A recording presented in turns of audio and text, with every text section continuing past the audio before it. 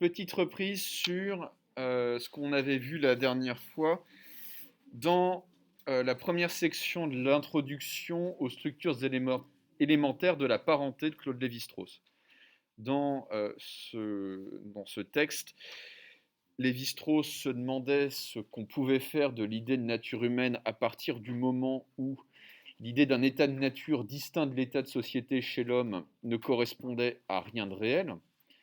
Et Lévi-Strauss répondait à cette question en disant qu'on devait réutiliser, réemployer la notion de nature ou d'état de nature pour désigner la part du biologique dans le comportement humain.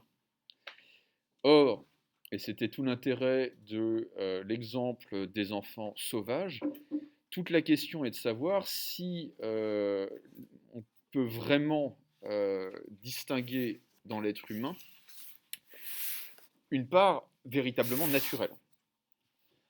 Une part qui serait purement instinctive, qui serait purement spontanée, qui ne relèverait que du biologique. Et on a vu à quel point c'était compliqué. Deuxième étape du raisonnement de Lévi-Strauss à laquelle nous étions parvenus, on peut suivre la démarche inverse. On peut se demander s'il n'y a pas du culturel chez certains animaux. Si certains animaux ne manifestent pas dans leur comportement des traces de culture. Avais-je commencé à lire le texte? Je ne sais pas. Peut-être que oui, il me semble que oui. Mais je le relis rapidement. On ne peut donc espérer trouver chez l'homme l'illustration de types de comportements de caractère préculturel. Est-il possible alors de tenter une démarche inverse et d'essayer d'atteindre au niveau supérieur de la vie animale des attitudes et des manifestations où l'on puisse reconnaître l'ébauche, les signes avant-coureurs de la culture? C'est en apparence l'opposition entre le comportement animal et le comportement humain qui fournit la plus frappante illustration de l'antinomie de la culture et de la nature.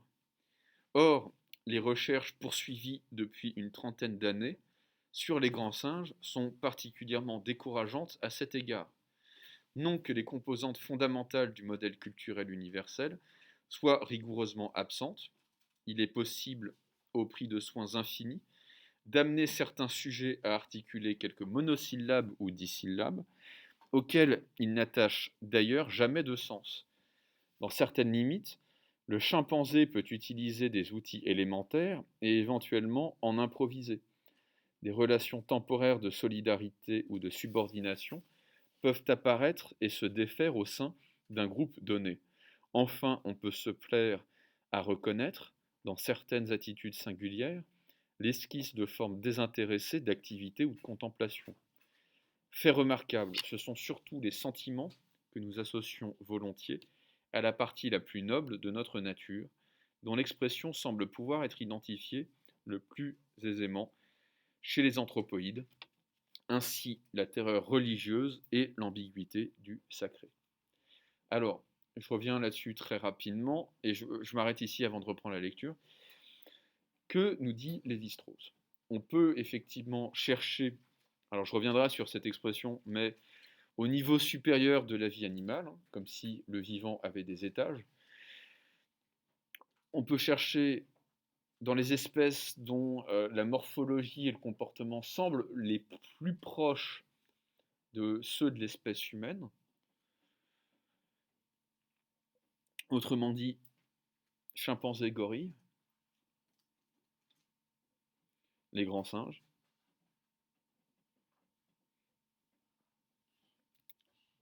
On peut chercher et trouver tous les éléments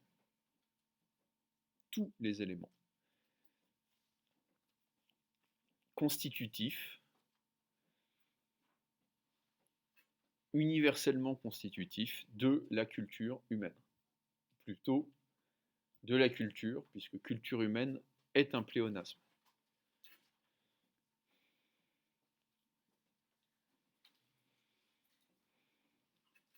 Qu'est-ce qu'on a chez les chimpanzés? On a la possibilité d'articuler des sons.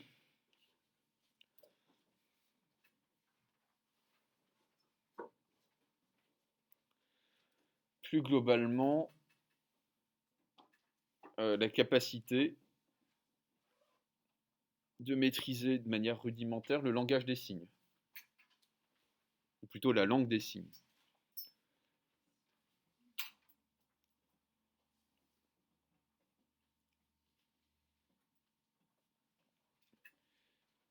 Improvisation et utilisation d'outils.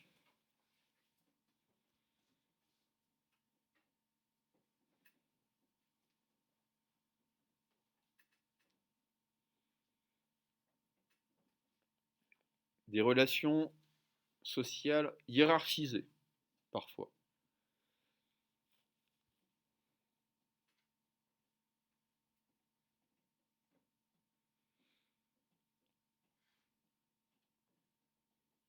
Et surtout, dit Lévi-Strauss, des formes de comportement contemplatif.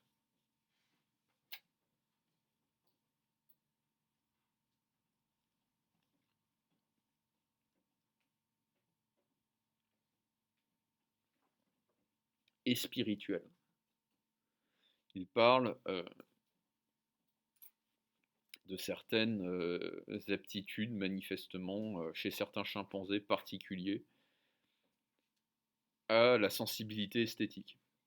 Et il parle, et ça c'est un phénomène qui est bien connu, de la terreur religieuse qu'inspirent certains lieux où il s'est passé quelque chose de grave pour certains groupes de singes. Il y a certains lieux qui, pour certains groupes de singes, sont tabous, où ils ne vont plus, où ils ne vont pas parce qu'il s'est passé quelque chose de traumatique pour les membres de ce groupe. Et ils s'en souviennent. Donc c'est quand même relativement troublant. Tous les éléments du comportement culturel humain, du comportement humain, sont présents chez les grands singes.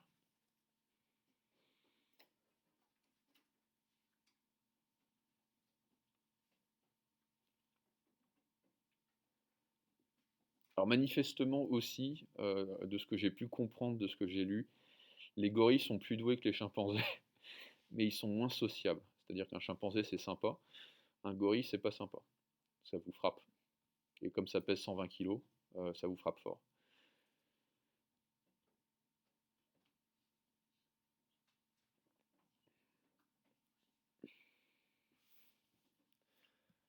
Alors, ce que va dire Lévi-Strauss dans la suite du texte, c'est que si tous les éléments du comportement culturel sont là, ils ne font pas système et ils restent des éléments. Le comportement du chimpanzé ou du gorille reste élémentaire. Et il ne devient jamais systématique comme celui de l'être humain, comme peut l'être celui de l'être humain. Or, chez l'homme, la culture forme un tout et non pas une suite d'éléments.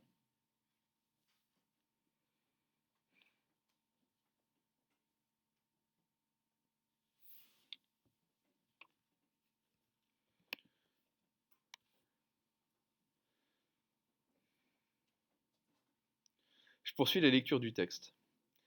Mais si tous ces phénomènes plaident par leur présence, ils sont plus éloquents encore et dans un tout autre sens par leur pauvreté. On est moins frappé par leur ébauche élémentaire que par le fait, confirmé par tous les spécialistes, de l'impossibilité, semble-t-il, radicale, de pousser ces ébauches au-delà de leur expression la plus primitive. La même constatation s'impose dans les autres domaines. Elle explique la conclusion pessimiste d'un observateur attentif qui se résigne, après des années d'études et d'expérimentation, à voir dans le chimpanzé, je cite, un être endurci dans le cercle étroit de ses imperfections innées, un être régressif, si on le compare à l'homme, un être qui ne veut, la pauvre bête, un être qui ne veut ni ne peut s'engager dans la voie du progrès. N. Cotte. Alors, donc là, premier trimestre décevant, et le deuxième trimestre, il ne pourra pas mieux faire, le chimpanzé. Pourquoi ? Pourquoi ? Parce que le chimpanzé ne voit pas le sens de ce que les savants peuvent lui faire faire. Et ça, c'est très important à comprendre. Le singe va réagir comme n'importe quel animal, en fait, hein. Depuis que mon petit frère a un chien, je le vois assez vite. Le chien va réagir au système de la récompense. Et donc, il va faire ce que on pourrait dire, oui, ces éducateurs, qui sont en fait des dresseurs, vont lui demander de faire en échange d'une cacahuète ou d'une banane. Mais lorsque la cacahuète ou la banane disparaissent, lorsque la récompense disparaît, le singe ne continue pas, si vous voulez, à se former lui-même. Il a systématiquement besoin d'être sollicité pour se conformer aux attentes des savants. Et une fois qu'il cesse d'être sollicité, il retrouve son comportement naturel.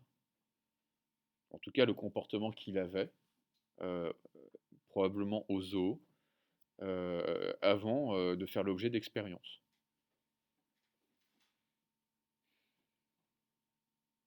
Bref, il ne sera jamais autonome.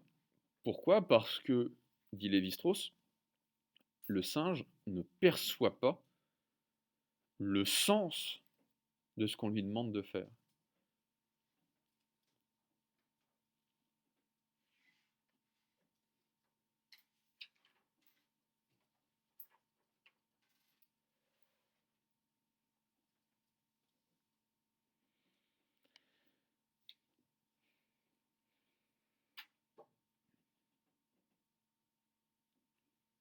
Bref, le singe ne sera jamais un petit homme.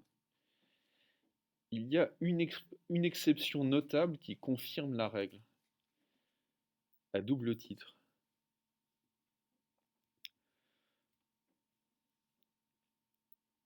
Ça fait l'objet d'un documentaire de Barbet Schroeder. Barbet, c'est B-A-R-B-E-T, Schroeder, S-C-H-R-O-D-E-R. Il doit y avoir un tréma quelque part. Non, pardon, S-C-H-R-O-E-D-E-R.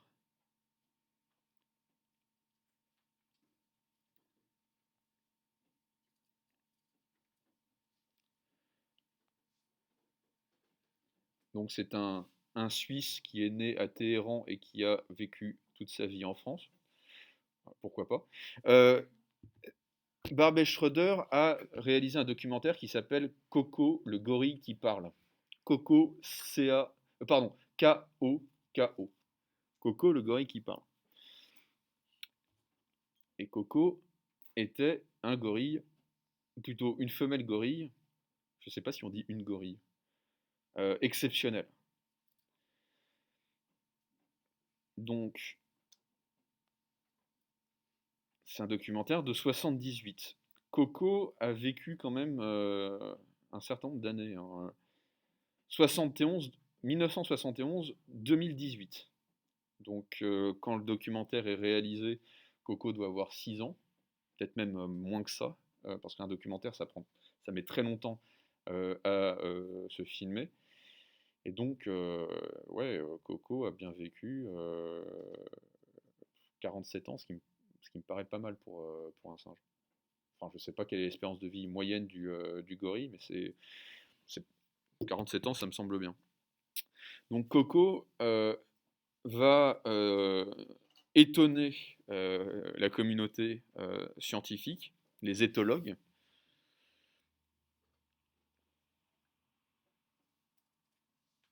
parce qu'elle va développer des comportements mais sans précédent chez les gorilles.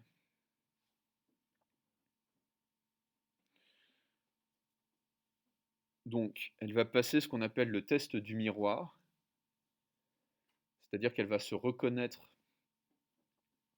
dans un miroir, elle va savoir que c'est elle, que c'est son reflet. Je ne sais pas si vous avez déjà vu un chien ou un chat devant une glace, mais c'est pas tout à fait ça, quoi. Elle va avoir des animaux de compagnie, des chats notamment.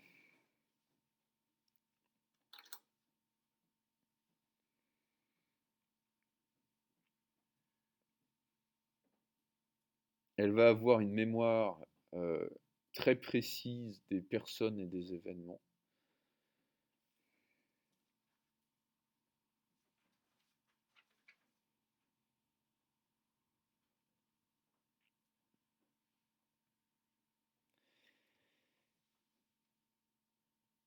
Elle va vraiment développer des aptitudes extraordinaires pour la langue des signes.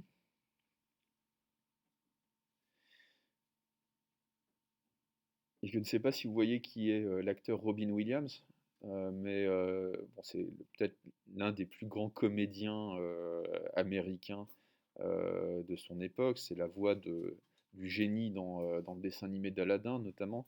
C'est Mrs. Doubtfire.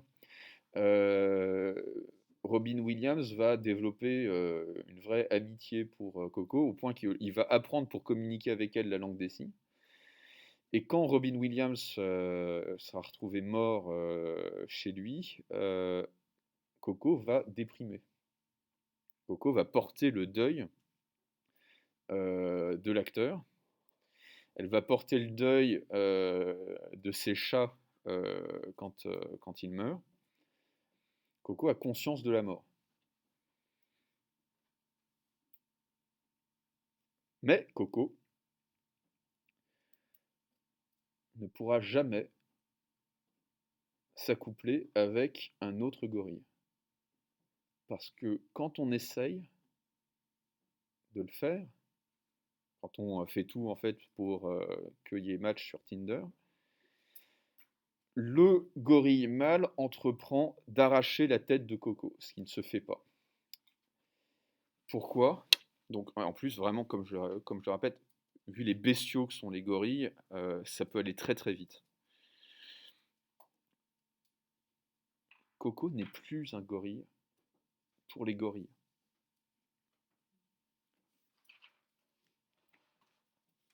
Et Coco n'est pas vraiment un être humain.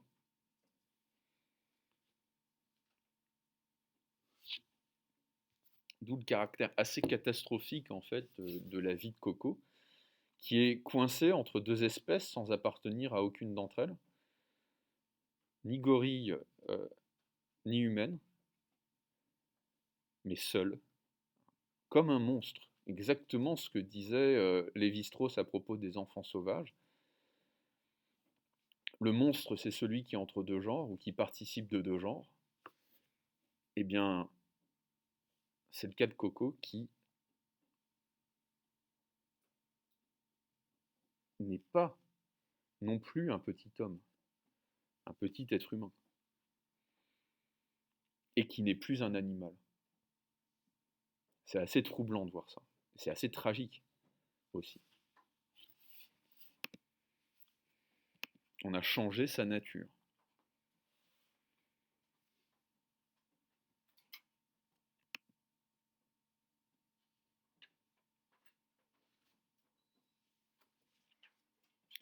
Alors, j'entame directement le texte qui vient après. Je reviendrai à Lévi-Strauss après. Je voudrais ouvrir un aparté, un aparté, sur le langage, sur la parole en particulier. Donc, je pense que vous avez pu parcourir ce texte à l'occasion de la dissertation. C'est un texte qui va s'intéresser tout particulièrement à la question du rapport entre le langage humain et les langages animaux.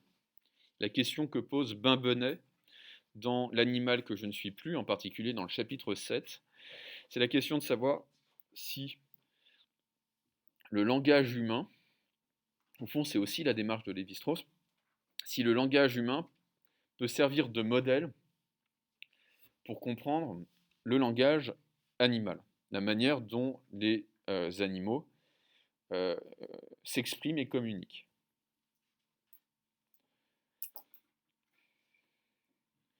Et ça, c'est vraiment quelque chose de fondamental parce que la question qui se pose quand on étudie le comportement animal, c'est est-ce qu'on ne projette pas au fond, d'une manière un peu moins grossière que Walt Disney, mais ça revient à peu près au même, est-ce qu'on ne projette pas sur les animaux nos propres catégories?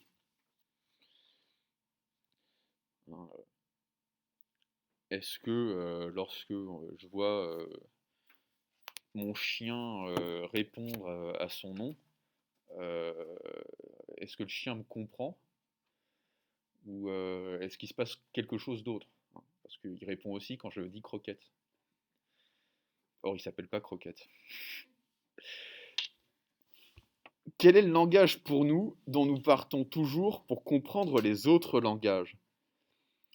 Il est essentiellement, nous venons de le voir, un acte public, la déclaration du dit à l'adresse de nos semblables. Le langage humain va à l'être et en même temps qu'il va aux autres. Il ambitionne de dire la réalité elle-même parce qu'elle désigne celle-ci, avant même de la connaître, comme un bien commun, un thème dont peuvent s'emparer tous ceux qui parlent. Or, cette structure indécomposable, solidarisant à jamais le rapport à autrui et le rapport au monde, est précisément ce qu'on peine à retrouver chez l'animal. Serait à distinguer apparemment irréductible deux axes, l'un social ou latéral, l'autre référentiel ou frontal.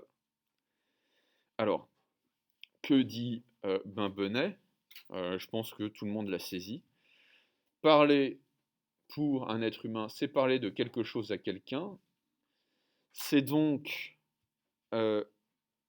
réunir à la fois l'axe qu'il appelle frontal du rapport au monde. On parle de quelque chose quand on parle. Enfin, généralement, ça vaut mieux. Et on parle à quelqu'un. L'axe social. Et le langage humain réunit de manière systématique, le plus souvent, c'est l'état normal du langage humain, le langage humain réunit de manière systématique ces deux axes. Axe expressif ou sémantique, parler de quelque chose, axe social ou communicationnel, parler à quelqu'un. Or, dit Benbenet, les animaux font parfois mieux que l'homme en matière d'expression. Ils font parfois mieux que l'homme en matière de communication. Mais ils ne peuvent pas s'exprimer et communiquer en même temps. Ils ne peuvent pas parler de quelque chose à quelqu'un.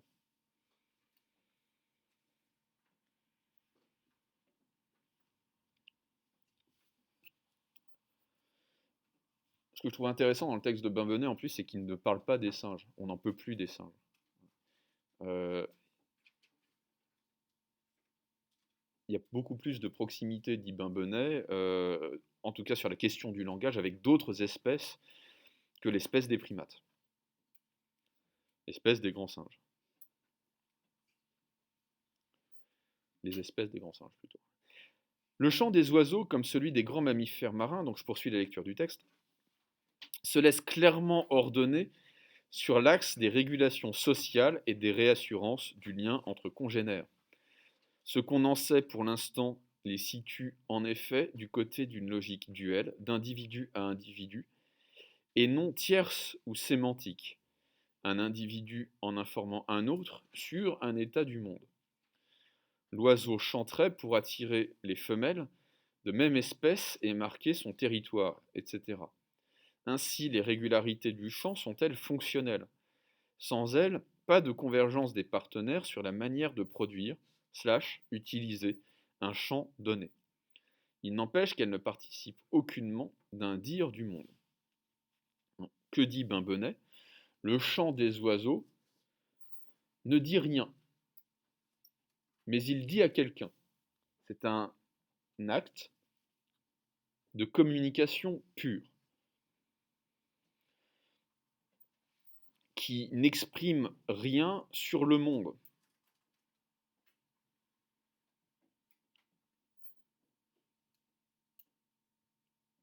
C'est un acte purement social.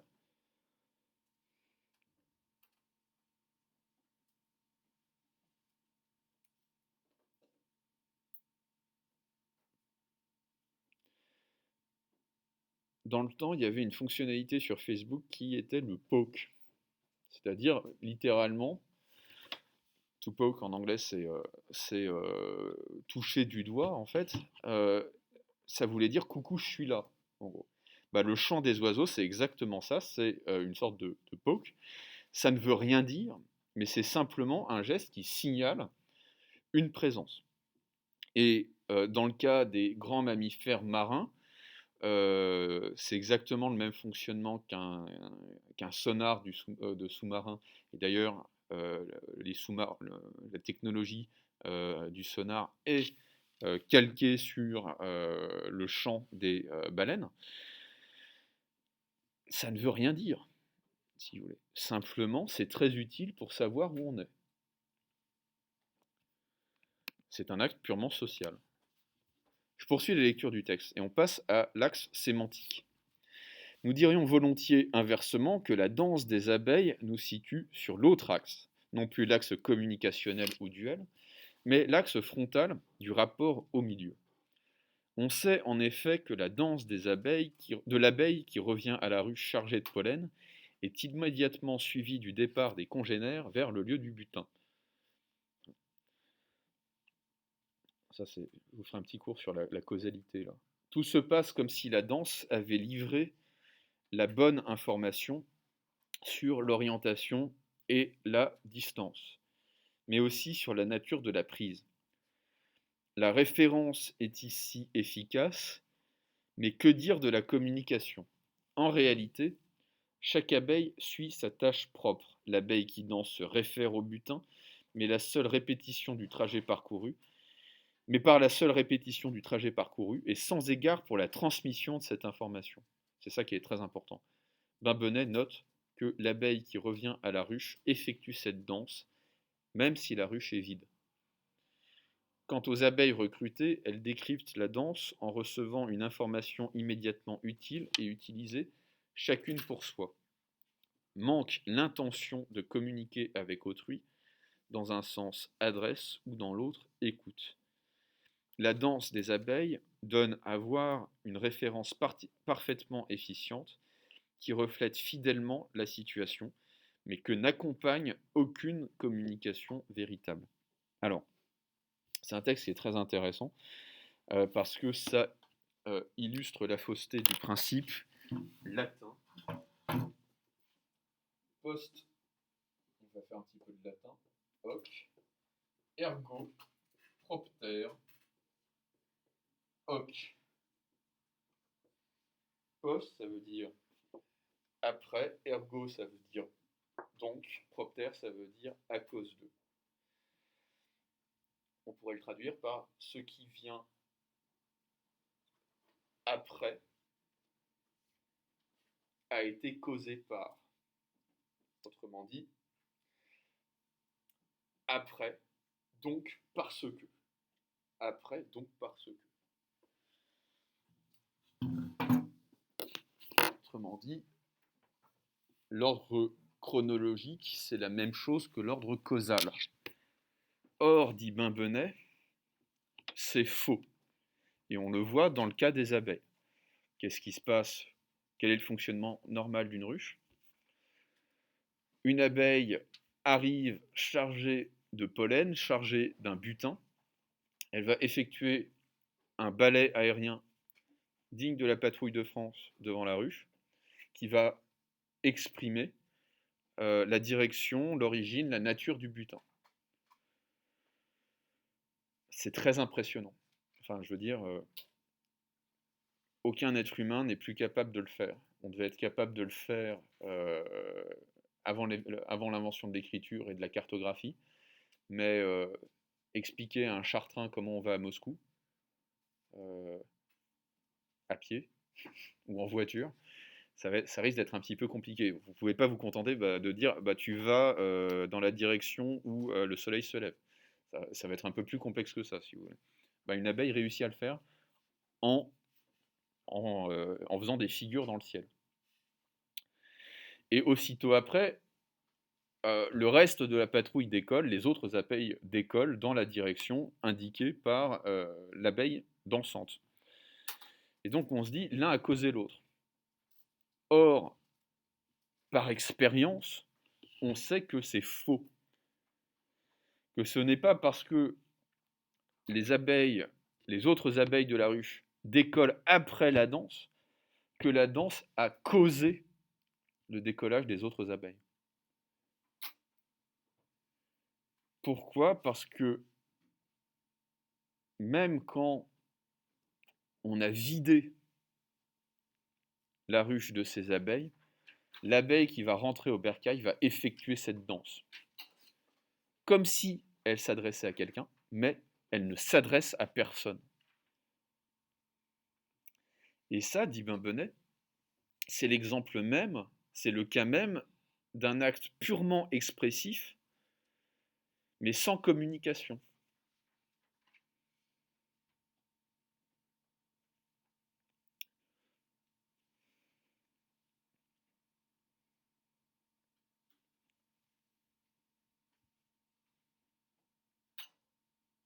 Alors évidemment que la communication sans l'expression, ça existe chez l'être humain. Bonjour, ça va? Et oui, et toi, ça va? On n'a rien dit, si vous voulez. C'est un acte purement social. C'est une convention de communication. Bien sûr que l'expression sans la communication, ça existe aussi. Je suis tout seul chez moi, je me cogne et je vais prononcer un gros mot. Je ne l'adresse pas à quelqu'un. Simplement, c'est expressif. Mais l'état normal du langage humain, c'est la communication et l'expression. Ça n'arrive jamais chez l'animal. Autrement dit, c'est exactement ce que disait Lévi-Strauss. L'axe communicatif et sémantique chez l'homme, c'est systématiquement lié. L'axe communicatif et communicationnel chez l'animal, c'est élémentaire. C'est-à-dire que ce sont des éléments qui ne seront jamais reliés systématiquement.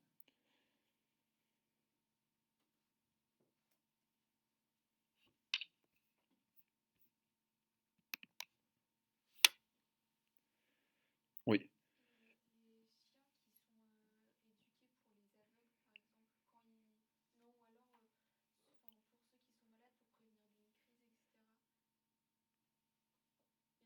Ouais.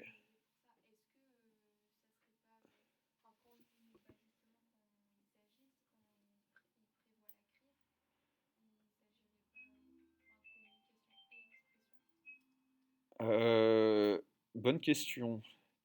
Je pense que c'est purement expressif à ce moment-là. C'est-à-dire qu'il aboie.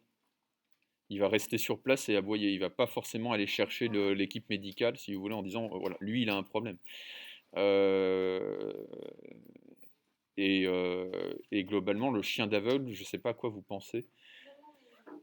Vous pensez au chien qui est dressé pour. Mais justement, ça serait un acte qui serait, à mon avis, euh, purement, soit purement expressif, ok, euh, soit, si on ne l'a pas dressé, par exemple, et qu'il sent qu'il y a quelque chose qui ne va pas, soit purement communicationnel. C'est-à-dire que le chien aboie même quand il est seul, si vous voulez, euh, dans certaines situations. Voilà, voilà, voilà.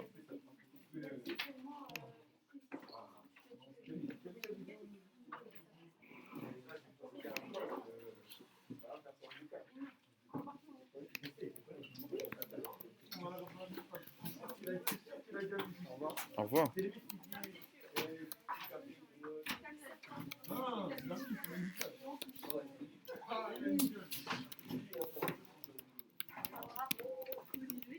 Au revoir.